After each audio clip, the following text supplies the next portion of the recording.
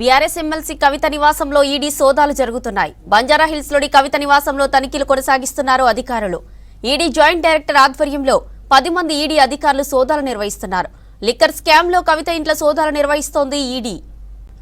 ED సోదాలతో కవిత legal team alert అయింది. మరింత సమాచారం షరీఫ్ అందిస్తారు. షరీఫ్, అప్డేట్స్ ఏంటి?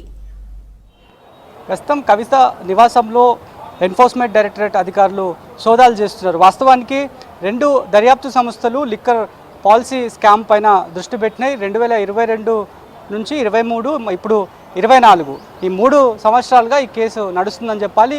ముందుగా సిబిఐ దర్యాప్తుకు నేరుగా తమ ఇంటికే వస్తామనేటువంటి అంశాన్ని సిబిఐ స్పష్టం చేయడంతో ఇంటికి ఎమ్మెల్సీ కవిత ఆహ్వానించారు. ఆ తర్వాత విచారణ జరిగింది. తమ దగ్గర ఉన్న ఫోన్లు డిపాజిట్ చేయాలని చెప్పారు. ఆ తర్వాత విచారణ పేరుతో వస్తామని చెప్పి 2 సార్లు నోటీసులు జారీ చేశారు. కానీ ఎక్కడ కూడా సోదాలు జరగలేదు. ఇప్పుడు కొత్తగా సోదాలు జరుగుతున్నాయి. మరోవైపు కేసు డ్రాగ్ అవుతూ వస్తుంది. కొంతమంది ఇదే కేసులో అప్రూవర్గా మారుతున్నారు. వాళ్ళు చెప్పినటువంటి స్టేట్మెంట్లు అన్నీ కూడా కవిత చుట్టూనే ఉచ్చు బిగుస్తున్నట్లు వాళ్ళ స్టేట్మెంట్లు అన్నీ ఉంటున్నాయి. అప్రూవర్గా మారినటువంటి స్టేట్మెంట్లు అన్నింటినీ కూడా రౌడ్ 7 కోర్టులో సబ్మిట్ చేస్తున్నటువంటి సిచ్యువేషన్స్ కూడా మనం గత కొద్ది రోజుల నుంచి చూస్తున్నాం. ఎప్పుడైతే కేంద్ర దర్యాప్తు సంస్థలు ఒక మహిళగా మహిళగా ఉన్నారు కాబట్టి సిఆర్పిసికి వ్యతిరేకంగా తన పైన ఛార్జెస్ని ఫ్రేమ్ చేస్తున్నారు. కొంత వెసులుబాటు ఉంది. గత సుప్రీంకోర్టు జడ్జిమెంట్లు ఉన్నాయి, హైకోర్టు జడ్జిమెంట్లు ఉన్నాయనేటువంటి గ్రౌండ్స్ పైన ఆమె గత కొద్ది రోజుల నుంచి కూడా సుప్రీంకోర్టు న్యాయస్థానంలో కేసును కొట్లాడుతుంది.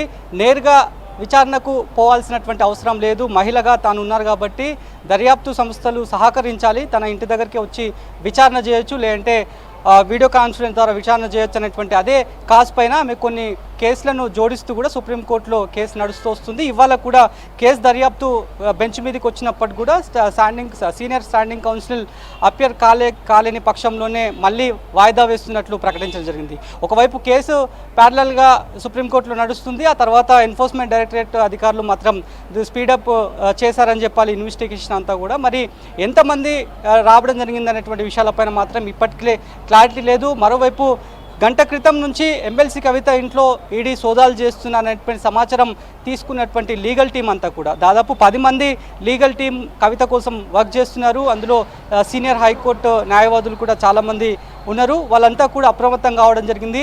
ఏ గ్రౌండ్ పైన రావడం జరిగింది. వాస్తవానికి ఇప్పటికే సుప్రీంకోర్టు పైన కేసుని ఈమె కొట్లాడుతోంది కాబట్టి దాంట్లో ఏమేం పాసిబిలిటీస్ ఉంటాయి, మళ్ళీ రిటర్న్ కోర్టులో వేయడం కావచ్చు, ఆ తర్వాత వాళ్ళకి లీగల్గా ఏ రకమైనటువంటి రిప్లై ఇవ్వాలనేటువంటి ఉద్దేశం పైన లీగల్ టీం అంతా కూడా అప్రమత్తమైంది. ఇప్పటికే కవిత నివాసానికి వెళ్ళడానికి, అదేవిధంగా జాయింట్ డైరెక్టర్ సూపర్వైజింగ్లోనే ఇది జరుగుతున్నట్లుగా కూడా మనకి సమాచారం అందుతోంది.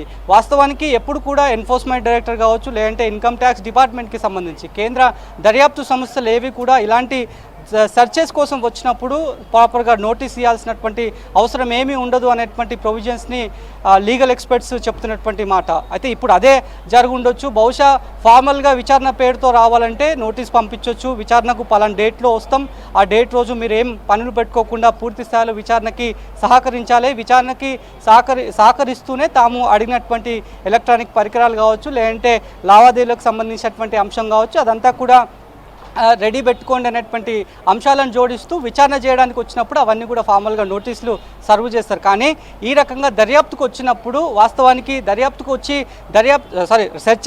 సెర్చెస్ చేసిన తర్వాత ఏమైనా సర్కమ్స్టెన్సెస్ అందులో స్వాధీనం చేసుకుంటే అప్పుడు మళ్ళా ఈసీఐఆర్లో ఉన్నటువంటి నంబర్కి ఈ ఛార్జెస్ని అన్నింటినీ కూడా ఫ్రేమ్ చేస్తామనేటువంటి విషయాలను లీగల్ ఎక్స్పర్ట్స్ చెప్తున్నటువంటి వర్షన్ మనకు కనిపిస్తోంది. ఇప్పటికే కవిత ఇంట్లోకి ఎవరిని కూడా అలో చేయట్లేరు. కవిత ఇంట్లో ఉన్నటువంటి వాళ్ళను ఇంట్లోనే ఉంచుతున్నారు.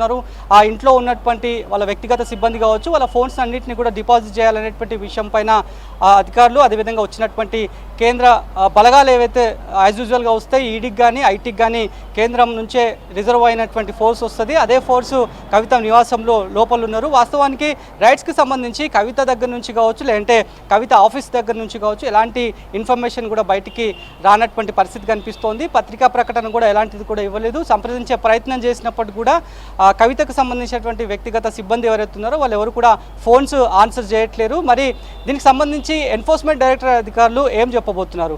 ఆల్రెడీ ఒకవైపు సుప్రీంకోర్టులో కేసు నడుస్తోంది, మరి దాన్ని వెసులుబాటుగా కావచ్చు, లేదంటే వేరే వేరే కేసెస్ని ఫ్రేమ్ చేసి ఇందులో రావడం జరిగిందా, లేదంటే గత 3 సంవత్సరాల నుంచి ఈ కేసులో జరుగుతున్నటువంటి డెవలప్మెంట్ దృష్టిలో పెట్టుకొని ప్రధానంగా సౌత్ లాబీయే ఢిల్లీలో జరిగినటువంటి లిక్కర్ పాలసీ విధానాన్ని వీళ్ళు ఇన్ఫ్లుయెన్స్ చేశారు, ప్రభావితం చేశారు.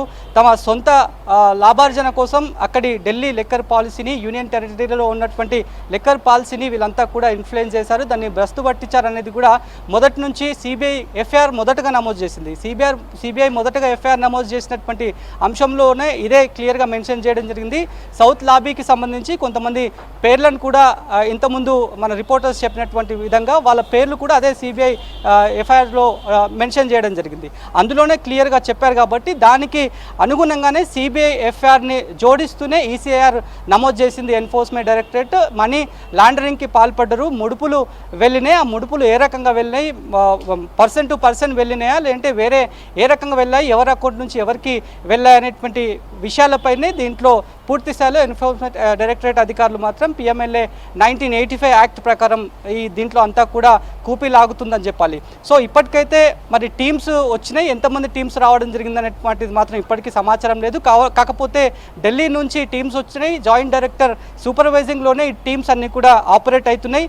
సైమల్టేనియస్గా వేరే వేరే ప్రాంతాల్లో కూడా సోదాలు చేస్తున్నామనేటువంటి విషయాన్ని లీకులు ఇస్తున్నప్పుడు కూడా అఫీషియల్గా మాత్రం చెప్పట్లేరు. మరి ఇప్పటివరకు జరిగినటువంటి సోదాలు, అదేవిధంగా విచారణ పేరుతో విచారణ చేయడం, ఆ తర్వాత కవిత నేరుగా ఢిల్లీకి వెళ్ళారు, తన దగ్గర ఉన్నటువంటి మొబైల్ ఫోన్స్ ఉన్నాయి, ఆ మొబైల్ ఫోన్సే ఇవ్వమని నాకు నోటీసులు జారీ చేశారు కాబట్టి దర్యాప్తు సంస్థలంటే తనకు అపారమైనటువంటి నమ్మకం ఉంది కాబట్టి ఖచ్చితంగా నేను మొబైల్ ఫోన్స్ డిపాజిట్ చేస్తా అంటూ కూడా ఢిల్లీలో గతంలో ఆమె వెళ్ళి ఆ మొబైల్ ఫోన్స్ని కూడా ఈడీ ఆఫీస్ లోపలికి వెళ్ళినప్పుడు ఆమె పబ్లిక్గానే మీడియాకి షో చేస్తూ అంటే చూపిస్తూ ఆమె వెళ్ళింది. ఆ ఐఎంఈఐ నెంబర్స్ కావచ్చు, ఎవరితో ఈమె ఎన్నిసార్లు ఫోన్ మాట్లాడింది అనేటువంటి విషయాలు అప్పటి ఛార్జ్ షీట్లలో, అదేవిధంగా కోర్టుకు సమర్పించినటువంటి కోర్టు రికార్డ్స్లలో కూడా మెన్షన్ చేశారు. అవన్నీ కూడా కోర్టులో మెన్షన్ చేసినటువంటి వివరాలన్నింటినీ కూడా ఆ వివరాలకు తగ్గట్టుగానే నా దగ్గర మొబైల్ ఫోన్స్ ఉన్నాయి, ఆ మొబైల్స్ ఫోన్నే నేను సబ్మిట్ చేయడానికి వెళ్తున్నా, నేను ఎలాంటి తప్పు చేయలేదు అనేటువంటి విషయాన్ని ఆమె లోపలికి వెళ్తున్నప్పుడు మాట్లాడింది. మరి ఇప్పుడు సోదాలకు ఎందుకు రావడం జరిగింది, ఈ కేసులో ఇంకా ఏం డెవలప్మెంట్ ఉంది అనేటువంటి విషయాలపైన మాత్రం మనం ఇంట్రెస్టింగ్గా చాలామంది కూడా చూస్తున్నటువంటి సిచ్యువేషన్ అయితే కనిపిస్తున్నాయి. మరోవైపు ఇందులో మొదటి నుంచి కూడా అప్రూవల్స్ది చాలా కీలకమైనటువంటి పాత్ర ఉన్నట్లుగా ఇప్పటికే ఎన్ఫోర్స్మెంట్ డైరెక్టరేట్ అధికారులు భావిస్తున్నారు.